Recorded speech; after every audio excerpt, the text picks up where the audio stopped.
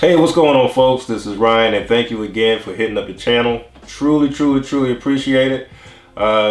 Please hit that like and subscribe button.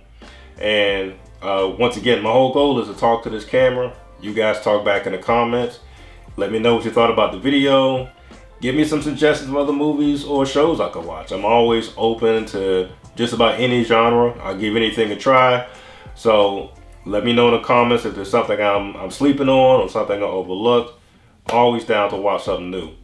So without further ado, let's get into it. I'm going to talk about Spider-Man No Way Home, and this was a phenomenal movie. This is directed by Jon Watts. Jon Watts is no stranger to the Marvel Universe. He's directed Spider-Man Homecoming as well as Spider-Man Far From Home. Both were also excellent movies, so this one was no different. This was another excellent movie. From the jump, you know, he gets right into it. Spider-Man is under pressure. Spider-Man, who is known as your friendly neighborhood Spider-Man, his identity gets revealed. So the world now knows him as Spider-Man, aka Peter Parker. So that's something that makes Spider-Man very uncomfortable. This is something he's not familiar with. He's always had his identity hidden while he does his heroic things. And to add more fuel to the fire, he's accused of killing Mysterio. So if things couldn't get any worse, his identity is revealed, accused of killing Mysterio, and his loved ones are also under pressure by the FBI and CIA. They're threatened with jail time for helping Spider-Man with certain things. So things are bad for Spider-Man and his whole family and friends. So this had me on edge of my seat from the jump, just from that alone. It's like, oh wow. So this is all going on, and it gets to the point where Spider-Man goes to his good old friend Doctor Strange, see if Doctor Strange can help him out. Maybe throw some type of, literally work his magic, throw some type of spell in there and make people forget that he's Peter Parker, or go back in time and just alter some things just to help him out. So he's literally asking Doctor Strange to work his magic.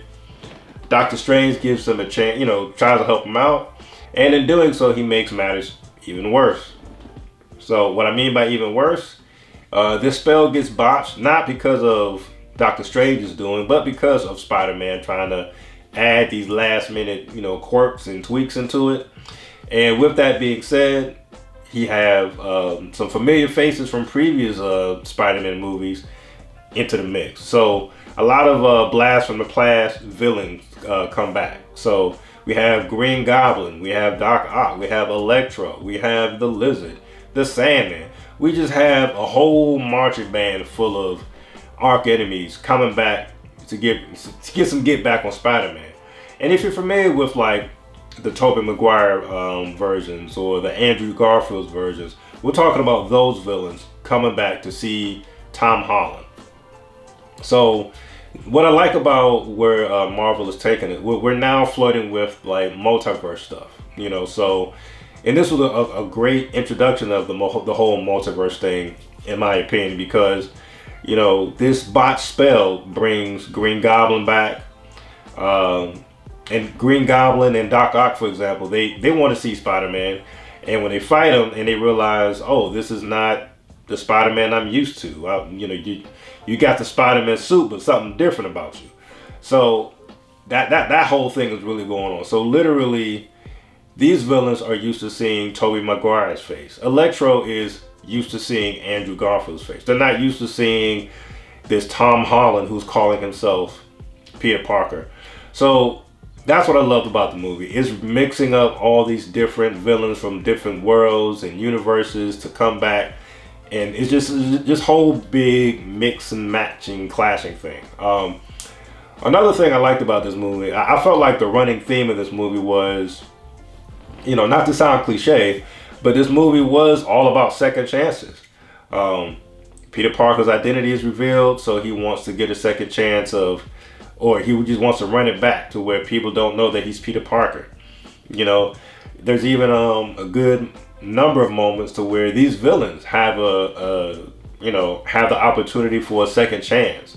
And, what they do with that second chance was literally up to them. So I thought it was a great Granted, it's a fictional movie and stuff like that, but I thought it was just a great think piece in the sense of like, you know, if you're giving it a second chance, you know, will you make the most of that second chance, or will you just try to be like, yes, I got a second chance, but I'ma still do what I know I'ma still do what I do. So yes, I got a second chance, but I still like to do villainous stuff. So I'ma still do my villain thing, even though I got a second chance at life. This was an amazing movie. I truly, truly suggest anybody go check it out. Another thing about this movie, the villains really stole the show for me. Yes, Tom Holland and everybody else was great, but the villains stole the show for me. Jamie Foxx, phenomenal actor. He's going to bring it every time. Alfred Molina, he plays Doc Ock. Solid actor as well. But the villain that took the cake for me, hands down, had to be Willem Dafoe.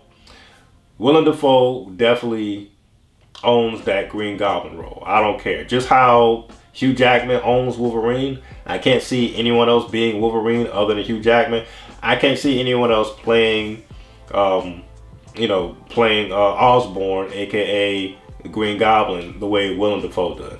And I might be biased towards that. I have a fascination for actors and actresses who can pull off any type of role that has to deal with multiple personalities.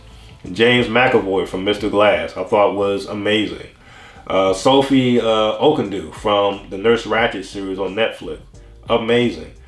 Even Jim Carrey from Me, Myself, Irene, amazing. So I really have a fascination for those actors who can pull it off. I just feel like that's just like another level of just amazing acting, where you can just have that type of conflicted personality and just bring it to life on screen.